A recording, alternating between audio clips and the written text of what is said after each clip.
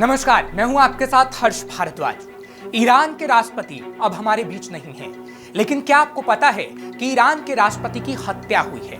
अब आप सोच रहे होंगे कि हम किस आधार पर कह रहे हैं, तो उसके लिए आपको सिर्फ कुछ मिनट हमें देने होंगे और पूरा सच आपके सामने होगा। तो चलिए आपको बताते हैं कि ये बात हम किस आधार पर आपको कह रहे हैं कि ईरान के राष्ट्रपति की हत्या हुई है। दरअसल ईरान के राष्ट्रपति इब्राहिम रईसी की हेलीकॉप्टर क्रैश में मौत हो गई।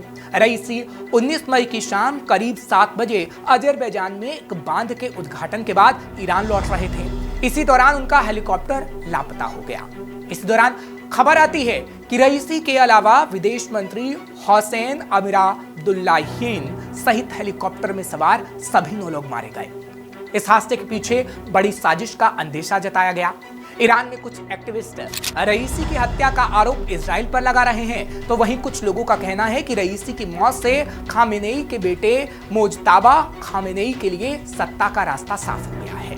दरअसल रईसी को ईरान के मौजूदा सुप्रीम लीडर आयतुल्ला खामेनेई का उत्तराधिकारी माना जा रहा था। कहा जा रहा है कि इसलिए रईसी की हत्या की गई। इतना ही नहीं, रईसी की मौत के लिए अमेरिका को भी जिम्मेदार ठहराया जा रहा है, क्योंकि अमेरिका ने ईरान पर कई पाबंदियां लगा रखी थी और ईरान के पूर्व विदेश मंत्री मोहम्मद जावेद जरीफ ने भी आरोप लगाया है कि राष्ट्रपति रईसी की मौत के लिए अमेरिकी पाबंदियां जिम्मेदार हैं। जरीफ ने कहा कि ईरान की एविएशन इंडस्ट्री पर अमेरिकी प्रतिबंधों की वजह से देश को जरूरी सामान नहीं मिल सका। इसके चलते हेलीकॉप्टर क्रैश में राष्ट्रपति की जान चली गई, इसलिए इसका जिम्मेदार अमेरिका है। वहीं दूसरी तरफ अमेरिका में कुछ जगह पर ईरान के राष्ट्रपति के मरने पर खुशी का इजहार किया जा रहा है। अमेरिकी राज्य फ्लोरिडा के सांसद माइकल वॉट्स ने रईसी की मौत पर खुशी जताई। उन्होंने कहा कि अच्छी बात है कि हमें उनसे छुटकारा मिल गया। फ्लोरिडा के ही रिपब्लिकन सीनेटर रिक स्टॉक ने कहा कि रईसी के जाने से दुनिया और सुरक्षित हो गई है। उन्होंने कहा, ईरान की जनता रईसी से प्यार नहीं करती थी और अब उन्हें कोई याद नहीं करेगा, यानी ईरान के राष्ट्रपति को सब भूल जाएंगे। ईरानी जनता हत्यारे तानाशाहों से देश को मुक्त कराने में कामयाब होगी। इसलिए कहा जा रहा है कि अमेरिका भी ईरानी राष्ट्रपति की मौत की साजिश रच सकता था, क्योंकि ईरान को हमेशा अमेरिका अपना दुश्मन मानता है। वहीं दूसरी तरफ ईरान इजराइल का युद्ध भी चल रहा है, ऐसे में इजराइल भी ऐसी साजिश रच सकता था, ये भी कहा जा रहा है। एक और बात, क्योंकि उन 2 देशों का भी जिक्र करना होगा जहां बार बार युद्ध हो रहा है, यानी अजरबैजान और आर्मीनिया। क्योंकि रईसी अजरबैजान में एक बांध के उद्घाटन के बाद ईरान लौट रहे थे, तभी उनकी मौत की खबर आई। कहा जाता है कि कई सालों से ईरान और अजरबैजान के ताल्लुकात खराब हैं। अजरबैजान और आर्मीनिया के बीच जमीन के विवाद को लेकर इजराइल और अमेरिका अजरबैजान का समर्थन करते रहे हैं, जबकि ईरान आर्मेनिया का समर्थन करता है। वहीं मोसाद अजरबैजान में बहुत सक्रिय है। हो सकता है कि बांध के उद्घाटन के कार्यक्रम के दौरान जितनी देर रईसी का हेलीकॉप्टर रुका हो, उस दौरान मोसाद ने हेलीकॉप्टर का कोई पुर्जा निकाल लिया हो। लेकिन इस पर कई रक्षा विशेषज्ञों का कहना है कि इस हादसे के पीछे मोसाद का हाथ कहना बहुत मुश्किल है। अब ऐसा क्यों, वो भी आप समझिए। क्योंकि कुल 3 हेलीकॉप्टर थे, जिसमें से केवल एक ही गिरा। जिस इलाके में ये गिरा वो पहाड़ी इलाका है। दूसरी बात ये कि ये हेलीकॉप्टर 50 साल से भी ज्यादा समय से पुराना है। इसे 1989 की इस्लामिक क्रांति से पहले खरीदा गया था। ईरान के ऊपर प्रतिबंध लगे हैं, इससे वे विदेशों से हेलीकॉप्टर नहीं खरीद पा रहा।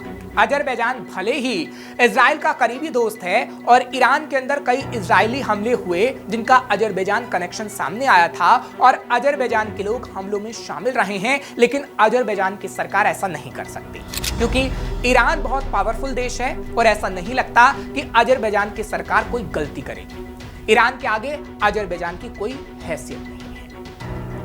लेकिन अब सवाल उठता है कि ईरान के राष्ट्रपति की मौत के बाद क्या ईरान इजराइल का युद्ध शांत होगा? तो जवाब है नहीं, क्योंकि एक समय में तो इजराइल और ईरान साल 1989 तक एक दूसरे के सहयोगी हुआ करते थे। लेकिन 1989 में ईरान में इस्लामिक क्रांति हुई और देश में जो सरकार आई वह विचारधारा के स्तर पर इजराइल की घोर विरोधी थी।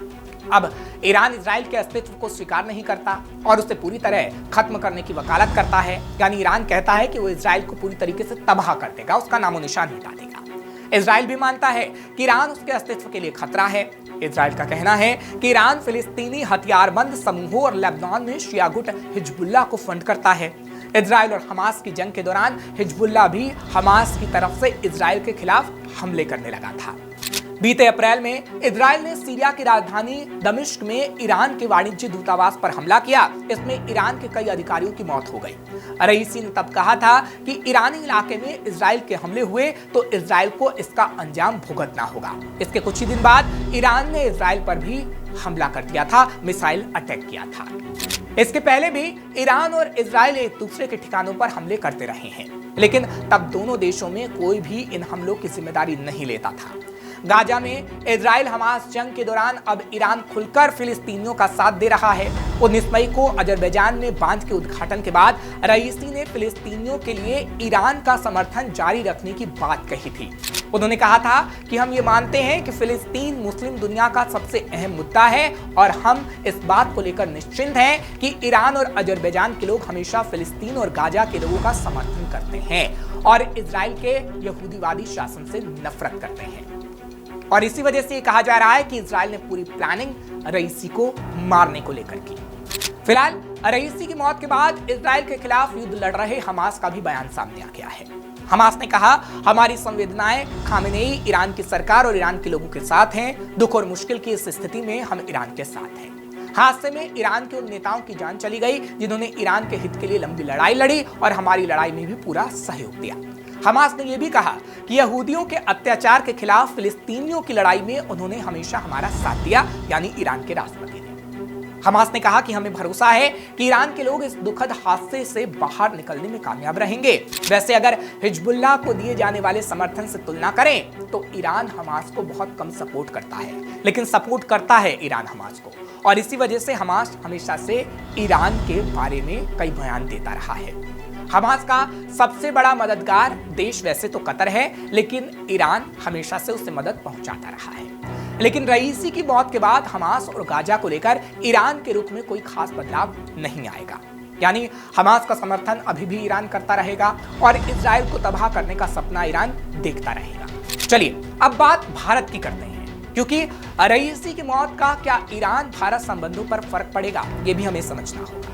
क्योंकि कुछ समय से भारत और ईरान के रिश्ते ठीक चल रहे हैं। भारत के ईरान से पुराने व्यापारिक रिश्ते भी रहे हैं। इसी साल 13 मई को ईरान के चाबहार में शाहिद बेहेशती पोर्ट को भारत ने 10 साल के लिए लीज पर लिया है। अब पोर्ट का पूरा मैनेजमेंट भारत के पास होगा। ये विदेश में लीज पर लिया गया भारत का पहला पोर्ट है। भारत को इसके जरिए अफगानिस्तान और सेंट्रल एशिया में व्यापार करने के लिए नया रूट मिल जाएगा। भारत इस पोर्ट की मदद से ईरान, अफगानिस्तान, आर्मेनिया, अजरबैजान, रूस, मध्य एशिया और यूरोप के साथ सीधे व्यापार कर सकता है। पहले भारत से अफगानिस्तान कोई भी माल भेजने के लिए उसे पाकिस्तान से गुजरना होता था, यानी कराची पोर्ट या ग्वादर पोर्ट जाना पड़ता था। अब ऐसा नहीं होगा, क्योंकि दोनों देशों में सीमा विवाद के चलते भारत को पाकिस्तान के अलावा भी एक विकल्प की तलाश थी, जो चाबहार पोर्ट बना।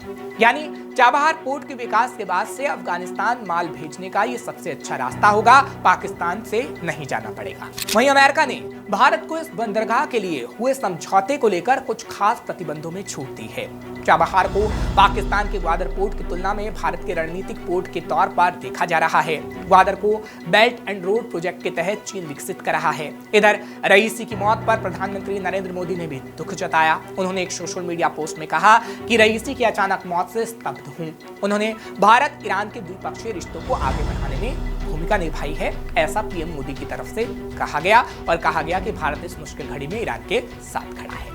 वहीं भारत के विदेश मंत्री एस जयशंकर ने भी कहा कि मैंने जनवरी में ही उनसे मुलाकात की थी, हादसे की खबर से बेहद दुखी हूं। अब कहा जाता है कि रईसी ने भारत से रिश्ते बेहतर करने की पूरी कोशिश की, लेकिन खाड़ी के दूसरे देशों या फिर अमेरिका के दबाव के चलते भारत की तरफ से उतनी सकारात्मक प्रतिक्रिया नहीं दी गई। ईरान के नए राष्ट्रपति के चुनाव के बाद वे भारत से चल रही बातचीत और समझौतों की फाइलों को नए तरीके से देखेंगे। जब ईरान का नया राष्ट्रपति अभी आएगा, उसके बाद ही नए सिरे से भारत को लेकर नीतियां बनाई जाएंगी और भारत को किस तरीके से ईरान देखेगा, ये आगे आने वाले समय में पता लग पाएगा। फिलहाल ये तो बात हुई भारत ईरान की। अब बात करते हैं कि क्या रईसी की मौत से ईरान में राजनीतिक संकट और सत्ता की लड़ाई शुरू होगी, क्योंकि राष्ट्रपति रईसी ने अपने 3 साल के कार्यकाल के दौरान मिडिल ईस्ट में ईरान का प्रभाव बढ़ाने के लिए काम किया था। रईसी ने ईरान का राष्ट्रपति रहते हुए मिडिल ईस्ट के कई देशों में सशस्त्र समूहों का समर्थन किया। कई पश्चिमी देशों ने ईरान के साथ न्यूक्लियर डील की थी, लेकिन अमेरिका के पीछे हटने के बाद भी रईसी ने ईरान के अपने न्यूक्लियर प्रोग्राम को गति देने की कोशिश की थी। यानी अमेरिका नहीं चाहता था कि परमाणु तैयार करे ईरान, और ईरान ऐसा चाहता था कि उसके पास परमाणु हो, क्योंकि अमेरिका ने कई प्रतिबंध लगाए हुए थे, इसलिए ईरान कई देशों से संपर्क कर रहा था और वो अमेरिका को अच्छा नहीं लग रहा था। लेकिन ईरान के राष्ट्रपति रईसी ऐसा करने की कोशिश कर रहे थे ताकि वो परमाणु बम बना सके और परमाणु संपन्न देश बन सके। रईसी का हेलीकॉप्टर क्रैश होने की खबर आने के बाद खामेनेई ने राष्ट्रीय सुरक्षा परिषद के साथ आपात बैठक की है। अभी फिलहाल उन्होंने कहा कि ईरान का प्रशासन इस हादसे से प्रभावित नहीं होगा, लोग चिंता ना करें, सरकार के काम प्रभावित नहीं होंगे और जैसे रईसी काम करते थे वैसे ही काम किया जाएगा। वहीं अगर ईरान की बात करें तो अभी ईरान की आर्थिक स्थिति खराब होती जा रही है, क्योंकि अमेरिका ने कई प्रतिबंध लगा रखे हैं। सरकार डिफेंस और सिक्योरिटी पर बहुत पैसा खर्च कर रही है। अभी ईरान में जो स्थिति है, ऐसा लगता है कि सरकार के खिलाफ प्रदर्शन लोग करेंगे, लेकिन देखना होगा कि सरकार इससे कैसे निपटती है। जानकार मानते हैं कि रईसी की मौत के बाद ईरान की विदेश या घरेलू नीतियों पर ज्यादा असर नहीं पड़ेगा, क्योंकि जानकारों का मानना है कि भले ही रईसी को खामेनेई के उत्तराधिकारी के तौर पर देखा जा रहा था, लेकिन ईरान में सुप्रीम नेता के पास ही सबसे ज्यादा ताकत होती है, वही ईरान की नीतियों को तय करता है। रईसी को ईरानी लोग बहुत गंभीरता से नहीं लेते थे। 2022 में जब विरोध प्रदर्शन हुआ, तब रईसी नहीं बल्कि खामेनेई ही प्रदर्शनकारियों के निशाने पर आए। रईसी को ईरान में कट्टरपंथी मौलाना माना जाता था।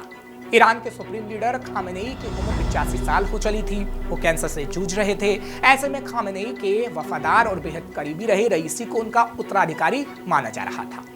ईरान की सत्ता में उसकी force Islamic revolutionary guard corps की बड़ी भूमिका रहती है।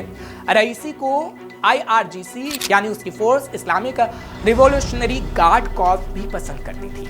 रईसी के जाने के बाद अब खामेनेई के दूसरे सबसे बड़े बेटे मुज्तबा खामेनेई का रास्ता लगभग साफ हो गया। अब ईरान की सरकार में दो धड़े हो गए हैं।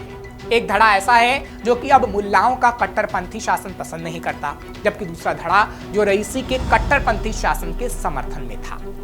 अब ऐसे में ईरान की राजनीति किस ओर जाएगी वो हम आपको जरूर बताएंगे, लेकिन जो भी हो, ईरान जो भी फैसला ले उसे बहुत सोच समझ कर लेना होगा, नहीं तो आगे आने वाले समय में ईरान को मुश्किलातों का सामना करना पड़ सकता है। और अगर ऐसा हुआ तो ईरान के दुश्मन इसका फायदा जरूर उठाएंगे, जो ईरान के लिए बेहद घातक होगा। फिलहाल ऐसी और खबरों के लिए आप देखते रहिए श्रेष्ठ भारत। श्रेष्ठ भारत पर खबरों से जुड़े रहने के लिए चैनल को सब्सक्राइब और लाइक करें, बेल आइकन दबाएं और देखते रहें श्रेष्ठ भारत।